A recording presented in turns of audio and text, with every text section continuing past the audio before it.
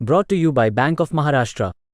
Bank of Maharashtra ने अपने home loan पर ब्याज दर घटाकर अब कर दिया है केवल 8.35%, वो भी जीरो प्रोसेसिंग फी पर। नमस्कार, आप देख रहे हैं बिस्तक का खास शो। बजट बेहद ही नजदीक है और ये साल का सबसे बड़ा इवेंट है और इस पे बिस्तक की सबसे बड़ी कवरेज आप देख रहे हैं।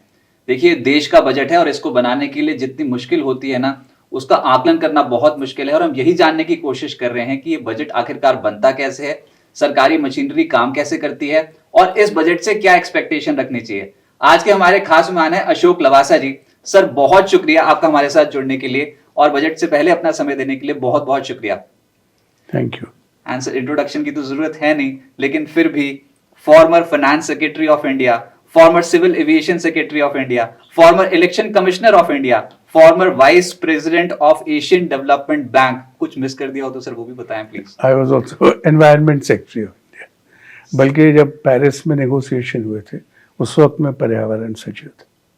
तो सर, अभी तो हम बतौर farmer finance secretary of India से हम बात करते हैं, तो उसमें पहले तो ये बताएं, ये देश का बजट है, भारत का बजट है, इसको बनाना कितना बड़ा चैलेंज होता है सरकार के लिए और ये बनता कैसे है बजट? देखिए, बड़ा महत्वपूर्ण सवाल आपने पूछा और मैं समझता हूँ कि देश की जनता को इस बात की जानकारी होना ज़रूरी है कि ये प्रक्रिया होती क्या है। आखिर बजट जिसमें पूरी देश का अर्थव्यवस्था का आकलन किया जाता है और सरकार के खर्चे, आय, आमदनी कैसे कितनी होती है, किन किन चीज़ों में सरकार खर्चा करती है, तो ये सब लेखा जोखा बजट के द्वारा प्रस्तुत किया जाता है। भारत सरकार में वित्त मंत्रालय है। वित्त मंत्रालय में 3-4 विभाग हैं जो इससे जुड़े होते हैं। एक तो जो अहम काम है इसका, वो जो हमारा डिपार्टमेंट ऑफ इकोनॉमिक अफेयर्स है, उसके अंदर एक बजट डिवीजन है, वो करता है। दूसरा अहम इसका हिस्सा है डिपार्टमेंट ऑफ एक्सपेंडिचर, जो पूरे खर्चे की लेखा जोखा उसकी देखरेख करता है। और इसके अलावा रेवेन्यू डिपार्टमेंट है, क्योंकि जितनी आमदनी टैक्स के जरिए सरकार को होती है उसकी जिम्मेदारी रेवेन्यू डिपार्टमेंट की है। तो ये जो 3 महकमे हैं, ये मिलके इसकी जो प्रोसेस है उसको शुरू करते हैं और इसकी शुरुआत होती है लगभग अक्टूबर के महीने में। जैसा आपको पता होगा और शायद कई व्यूअर्स को ना पता हो कि पहले हिंदुस्तान का जो बजट है वो 28 फरवरी को पेश किया जाता था और शाम के 5 बजे पेश किया जाता था। उसके बाद में सुधार हुआ, वो 5 बजे की बजाय 11 बजे पेश शुरू हुआ, क्योंकि 5 बजे हम GMT के हिसाब से चलते थे पहले। फिर 11 बजे भारत का जो IST है उसको मद्देनज़र रखते हुए किया।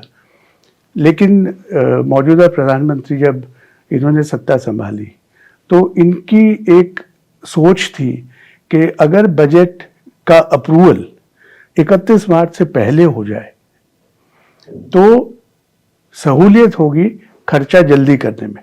1 अप्रैल से सारे डिपार्टमेंट्स जिसको भी पैसे मिलने हैं उनको ऑथराइजेशन मिल जाएगा और वो शुरू करेंगे खर्चा करना।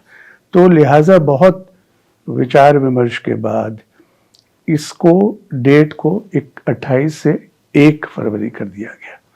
तो ये सारी बात मैं इसलिए बता रहा हूँ क्योंकि 1 फरवरी को जब आप बजट प्रेजेंट करेंगे तो उसके अपने चैलेंजेस हैं। आपको जो स्टेटिस्टिक्स मिलनी होती है और जिन आंकड़ों के आधार पर आप मूल्यांकन करते हैं या प्रोजेक्शन करते हैं, उनको भी जल्दी हासिल करना है। तो लिहाजा ये सारी प्रक्रिया लगभग अक्टूबर के महीने में शुरू कर दी जाती है और इसका जो किक स्टार्ट होता है प्रोसेस, डिपार्टमेंट ऑफ एक्सपेंडिचर हर एक मिनिस्ट्री का रिव्यू करता है कि आपको इतना पैसा दिया गया था, कितना खर्चा हुआ है, बाकी जो महीने बचे हैं उसमें आप कितना खर्च करेंगे। क्योंकि ये आपको जानना ज़रूरी है कि जो विंटर सेशन पार्लियामेंट का होता है उसमें रिवाइज एस्टिमेट्स वगैरह अप्रूव होते हैं। तो ये सब department by department analysis, evaluation करने के पश्चात और जितने हमारे स्टेटिस्टिक्स के डिपार्टमेंट हैं वो अपनी असेसमेंट करके ये सारे काम करते हैं। रेवेन्यू डिपार्टमेंट अपनी टैक्स प्रोजेक्शंस करता है और उसके बाद जाके ये बजट बनाने का काम एक ऐसे स्टेज पे पहुंचता है जहां पर कुछ लोग इसमें इन्वॉल्व होते हैं। पर इस बार का जो बजट आएगा, एक तो इस बार आ रहा है वोट ऑन अकाउंट, तो सर कितना स्कोप है सरकार के पास पॉलिसीज में बदलाव करने का, या फिर टैक्स स्ट्रक्चर्स में बदलाव करने का, या फिर कोई नई स्कीम को लागू करने का? क्या इस बार वित्त मंत्री के पास उतना बड़ा दायरा है कि वो बड़ी बड़ी घोषणाएं कर सकें? देखिए, bye it's very definition vote on account सरकार के पास एक ऐसा जरिया है जिससे जो लेजिटिमेट और मैंडेटरी एक्सपेंडिचर है वो कर सके, सिस्टम व्यवस्था चल सके। तो ट्रेडिशनल प्रैक्टिस यही रही है कि वोट ऑन अकाउंट में इस तरह का पूरा अकाउंट तो पेश किया जाता है, लेकिन जो ऑथराइजेशन है वो गवर्नमेंट इस चीज़ के लिए जोर देती है कि जो हमारी मैंडेटरी रिक्वायरमेंट है वो पूरी हो, ऑनगोइंग स्कीम जो पुरानी चली आ रही है उनका पैसा बाकायदा मिले, उनमें कोई वो बाधा ना पड़े।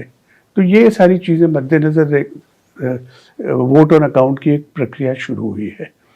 तो उसमें एक्सपेक्टेशन और प्रैक्टिस जनरली यही है कि आप मैंडेटरी एक्सपेंडिचर अप्रूव कराएं और ऑनगोइंग स्कीम्स के लिए जो एलोकेशन है वो सुनिश्चित करें। और जितनी, क्योंकि देखिए क्या है कि पार्लियामेंट वोट करती है बजट को, और अगर 3-4-6 महीने बाद नई गवर्नमेंट जो भी आएगी पार्लियामेंट में तो उसको इख्तियार है नए सिरे से अप्रूवल देने का। तो प्रैक्टिस यही है कि मैंडेटरी एक्सपेंडिचर किया जाए। पर सर मौका तो बहुत बड़ा है ना इलेक्शन से पहले, और 2019 में हमने देखा था जब पीयूष गोयल साहब ने इंटरिम बजट पेश किया था तब भी बड़ी बड़ी घोषणाएं हुई थी। तो इस बार भी क्या वही एक्सपेक्टेशन रखें, क्या बड़ी घोषणाएं कर सकते हैं वित्त मंत्री? देखिए, वो तो सरकार के ऊपर निर्भर करता है कि सरकार किस चीज़ को अहमियत देती है, और अगर बहुत ज़रूरी कोई खर्चा सरकार समझती है कि करना है और अगले पार्लियामेंट सेशन से पहले करना है, अगला मतलब बजट सेशन के बाद जो पार्लियामेंट सेशन, जो पहली नई गवर्नमेंट का पहला सेशन होगा, उससे पहले अगर ज़रूरी है तो it is up to the government to decide. लेकिन जो मैं आपसे कह रहा हूँ कि प्रैक्टिस ये है, otherwise why is it called vote on account? Why is it won't on account? पर ऐसा रेवड़ियां बटेंगी कि नहीं बटेंगी? मतलब आम जनता को कुछ लोक लुभावन कुछ अनाउंसमेंट्स हम सुन सकते हैं बजट में कि नहीं सुन सकते? चाहे वो फार्मर साइड की हो, उनके एमएसपी में कुछ बदलाव किया जा सकता है कि नहीं? या फिर अगर आम आदमी की बात करें तो क्या टैक्स स्लैब्स में कुछ बदलाव हो सकता है कि नहीं इस बजट में? आई थिंक इसको आपको इस नज़रिए से देखना चाहिए कि इसके बारे में कोई कानून या कायदा तो है नहीं, और जनरली ये होता है कि आप उस चीज़ के लिए कमिटमेंट करें जिसके बारे में आप सुनिश्चित हैं कि ये आगे भी चलती रहेगी। तो इसलिए डेमोक्रेटिक प्रोसेस, डेमोक्रेटिक मर्यादा को मद्देनज़र रखते हुए ये तरीका अपनाया गया है। अब वो, जैसे मैंने कहा, सरकार के ऊपर निर्भर करता है, जो चीज़ वो ज़रूरी समझती हैं वो चीज़ वो पॉलिसी में लेके आ सकती हैं। अन्यथा तो इतनी स्कीमें चल रही हैं जो वेलफेयर के लिए है, जो इंफ्रास्ट्रक्चर ग्रोथ के लिए है, उनके लिए एलोकेशन करना तो ज़रूरी भी है। सर पहले आम आदमी की बात करते हैं, उसके बाद मैक्रो लेवल पे जाएंगे। तो ये जो एटीसी एक सेक्शन है, इसमें 2014 में 1.5 लाख की लिमिट दी गई थी, 1 लाख से बढ़ाकर 1.5 लाख की लिमिट दी गई थी, और वो तब से वहीं पर ही रह गई। उसके बाद फिर 24B में जहां पर होम लोन का इंटरेस्ट होता है उसमें उसकी लिमिट को बढ़ाकर 2 लाख कर दिया गया था। पर सर 2014 की ये बात हो रही है, और उसके बाद चलो ये 24B में थोड़ा इजाफा कर दिया गया बाद में, लेकिन तब घरों की कीमत 20-30 लाख 40 लाख थी। अब 2 करोड़ 3 करोड़, और बिल्डर्स तो प्रीमियम प्रोजेक्ट्स लॉन्च कर रहे हैं। तो क्या ये लिमिट अब नहीं बढ़ा देनी चाहिए? तब की सैलरीज और अब की सैलरीज में तो बहुत फर्क है, महंगाई भी बढ़ गई है। तो क्या इन्वेस्टमेंट्स को, सेविंग्स को बढ़ावा नहीं देनी चाहिए? ये जो आपने प्रश्न पूछा, तो मैं ये समझता हूँ आपको ये ज़रूरी बताना कि जो आपने पहला सवाल किया था कि बजट बनाने की प्रणाली क्या होती है, उसमें एक प्रक्रिया होती है कंसल्टेशन की, जिसमें सारे इंटरेस्ट ग्रुप्स कोई इंडस्ट्री का है, एग्रीकल्चर का है, फाइनेंशियल सेक्टर का है, इन सब से वित्त मंत्री सलाह करते हैं, स्टेट गवर्नमेंट से। जिस किस्म की बात आप कह रहे हो, ऐसी डिमांड आती है हमेशा, और वो अवसर है सब लोगों को अपनी अपनी इच्छाएं जाहिर करने का। लेकिन सरकार की अपनी बंदिशें होती है कि हर चीज को वो एक्सेप्ट नहीं कर पाती। तो ये जो आप सवाल पूछ रहे हो, वो सवाल कम है, डिमांड ज्यादा है। और जैसा मैंने कहा कि गवर्नमेंट अपनी प्रायोरिटीज डिसाइड करती है, वो अपनी पॉकेट देखती है कि भाई कितना मैं खर्चा, कितनी टैक्स रियायत दे के सैक्रिफाइस करने के लिए तैयार हूँ। So I think all these things are taken into account before any fiscal concessions are offered. Sir, अब मैक्रो लेवल पे आते हैं।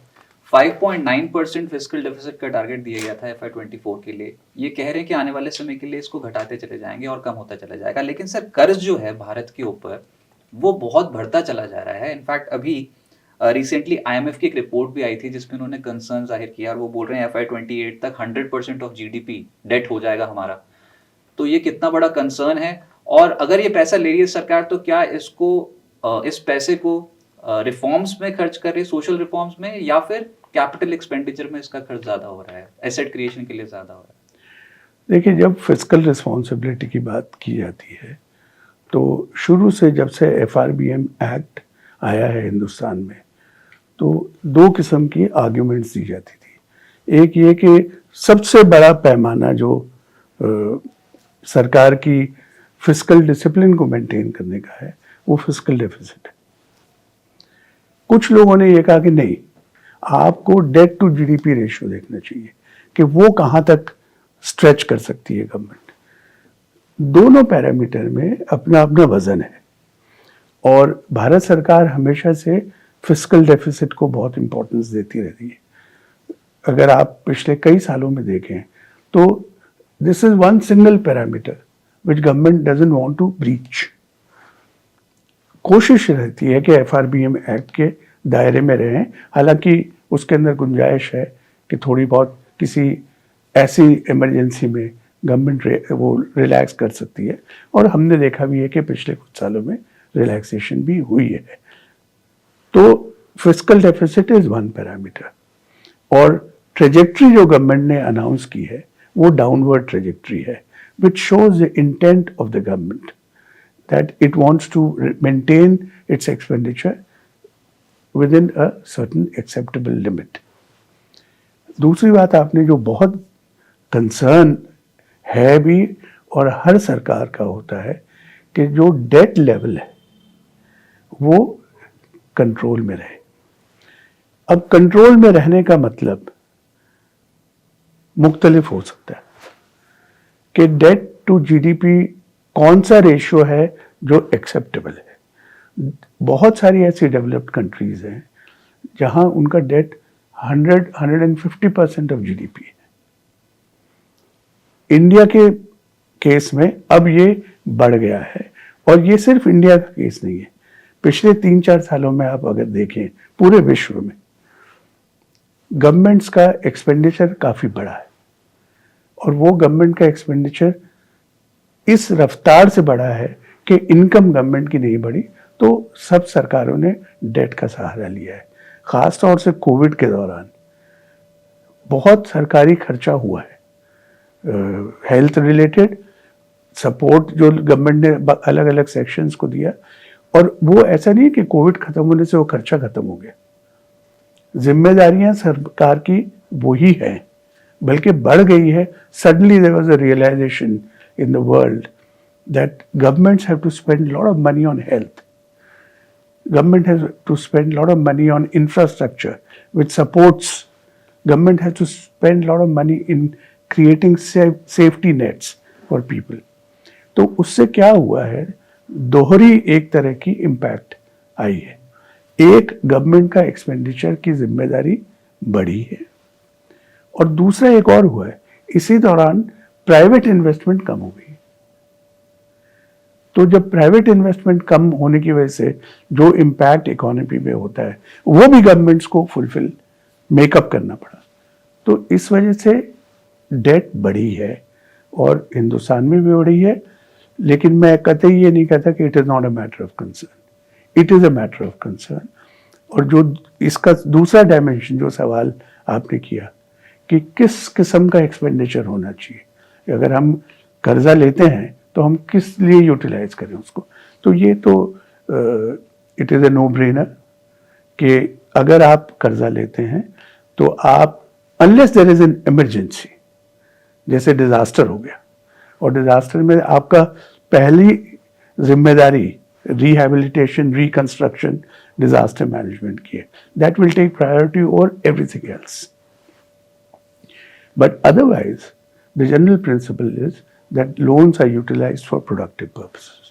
और अगर आप प्रोडक्टिव पर्पस के लिए उसको यूटिलाइज करते हैं और उसका नतीजा वही होता है जो आपने एक्सपेक्ट किया था, तो जाहिर है आपकी डेट सर्विसिंग कैपेबिलिटी बढ़ेगी।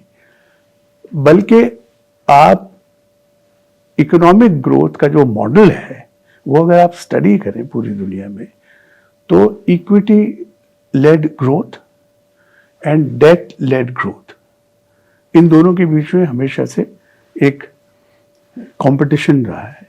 और कई लोग ये मानते हैं कि equity led growth only to a certain point, debt led growth is better, क्योंकि डेट जब आप लेते हैं तो आप उसकी कीमत अदा करते हैं।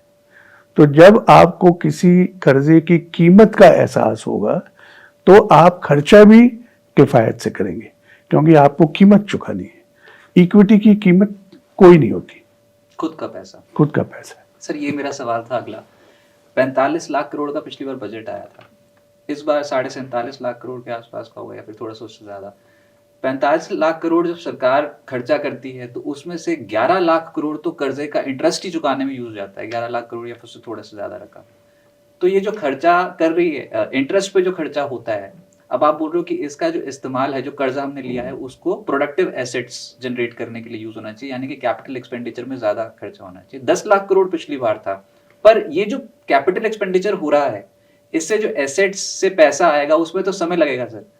और क्या आपको लगता है कि ये जो 11 लाख करोड़ जो हम इंटरेस्ट पे आउट करते चले जा रहे हैं, ये समस्या बन सकती है सरकार के लिए बहुत बड़ी? हर साल 11 लाख करोड़ का ब्याज हमें कर्ज के ऊपर देना होगा। अब उन एसेट से कब पैसा आएगा, कब वो रेवेन्यू जनरेट करेंगे, ये तो बहुत समय लगेगा। मैं आपके सवाल में एक और चीज जोड़ना चाहता हूं कि ये जो आप कह रहे हो कि इंफ्रास्ट्रक्चर के से जो रिटर्न्स आएंगे ये बहुत साल बाद आएंगे, इसको दो अलग अलग ढंग से आप देखिए। पहली बात तो ये है कि जो इंफ्रास्ट्रक्चर आप क्रिएट करते हैं, मसलन आपने एक सड़क बना दी, तो आप ये कहते हो कि उस सड़क की इन्वेस्टमेंट 15, 20, 30 साल बाद आएगी, लेकिन उस सड़क के इस्तेमाल से जो आपका लेट्स से पेट्रोल सेविंग होती है, लोगों का समय बचता है, तो आपकी जो उसमें इकोनॉमी पे इम्पैक्ट है वो तो बहुत जल्दी शुरू हो जाता है। It is not as if अब अगर आपने दिल्ली बॉम्बे एक्सप्रेसवे बना दिया और उसके अंदर इतने लाख करोड़ रुपए खर्च हो गए, तो ये तो कोई नहीं कहता कि वो सारे रिकवर 10 साल में हो जाएंगे। लेकिन आप ये देखिए कि जो लोग उसका इस्तेमाल कर रहे हैं उनको तो बेनिफिट इमीडिएटली शुरू हो गया। सो उसका जो दूसरा इफेक्ट है, let's say on environment, so that's a benefit to the economy. This is one thing which we should keep in mind. दूसरा इसका पहलू ये है कि जिस चीज को हम प्रोडक्टिव समझते हैं वो जरूरी नहीं है कि बेनिफिट टेंजिबल फॉर्म में आपको इमीडिएटली दे दे। और ये दुनिया के ज्यादातर सभी देशों ने महसूस किया है। For example the expenditure which you इनकर ऑन हेल्थ और एजुकेशन, तो अगर सरकार हेल्थ इंफ्रास्ट्रक्चर पे खर्च करती है तो सरकार तो प्राइवेट हॉस्पिटल की तरह रिकवर नहीं करती आपसे कॉस्ट, तो वो कभी भी एक तरह से आप कहेंगे कि भाई प्रोडक्टिव नहीं है, क्योंकि लॉस मेकिंग है। लेकिन उससे जो overall well being of society and human capacity जो डेवलप होती है वो भी एक प्रोडक्टिव चीज है सोसाइटी के लिए। सो ये सब चीजें कहने का मतलब ये बिल्कुल नहीं है कि expenditure should be incurred in areas which don't yield return, तब तो बिल्कुल मतलब आप इकोनॉमिक डिजास्टर की तरफ। ह्यूमन कैपिटल में भी निवेश करना चाहिए, पर सवाल बार बार यही उठाता है और विपक्ष भी यही सवाल उठाता है कि जॉबलेस ग्रोथ देखने को मिल रही है इंडिया में। जो भी ग्रोथ है उसमें युवाओं के पास इतने रोजगार के मौके नहीं है, उच्च शिक्षा प्राप्त करना बहुत महंगा हो गया है। अच्छा, उसके बाद फिर नौकरी लगने में बहुत प्रॉब्लम, और अब तो हम देख ही रहे हैं कि सर्विसेज सेक्टर का हाल भी थोड़ा, इस समय टीसीएस जैसी कंपनी भी नए एम्प्लॉयज ऐड करने में थोड़ा हिचकिचा रही है। तो ये जॉब अपॉर्चुनिटीज कैसे इंडिया में बनेंगी? ये बिल्कुल वाजिब सवाल है और ये कंसर्न भी वाजिब है। कोई भी डेवलपिंग इकोनॉमी में जो इकोनॉमिक वेलफेयर के पैरामीटर्स होते हैं उसमें एक बहुत इंपॉर्टेंट पैरामीटर है per capita growth and employment, और दोनों जुड़े हुए हैं आपस में एक दूसरे से। तो एम्प्लॉयमेंट जनरेशन के लिए मिसाल के तौर से आप देखिए एग्रीकल्चर सेक्टर, उसका कंट्रीब्यूशन टू जीडीपी 13-14-15% से ज़्यादा नहीं है, लेकिन जो number of people who depend on agriculture, the labour which depends, it's more than 50%। तो इसका मतलब यह है कि वो सारे लोग अंडर एम्प्लॉयड है या अनएम्प्लॉयड। तो अगर हम एग्रीकल्चर ग्रोथ को इम्प्रूव करने की कोशिश करें और उसके अंदर से जो पूरी एक चेन निकलती है उसको बढ़ाने की कोशिश करें, whether it is in the form of food processing और it is in the form of allied activities of agriculture. और मैं तो कहता हूँ अब दूसरे एक और उसका पहलू खुल गया है, जैसे बायोमास यूटिलाइजेशन, और वो एक समस्या भी है आपके लिए। लोग हमेशा कहते हैं पराली जला दी, ये कर दिया, वो कर दिया।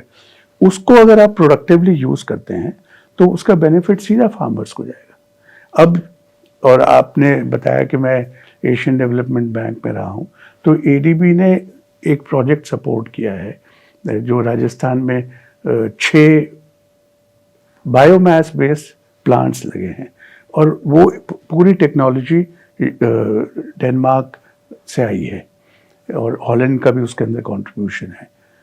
उसमें वो हार्वेस्टिंग के टाइम पराली को निकाल के वो रोल्स बना के और ट्रांसपोर्ट करके उससे इलेक्ट्रिसिटी जनरेट कर रहे हैं। अब this is one example by which the farmer is benefited, क्योंकि वो जिसको जलाता था अब उसको उसकी कीमत मिलती है।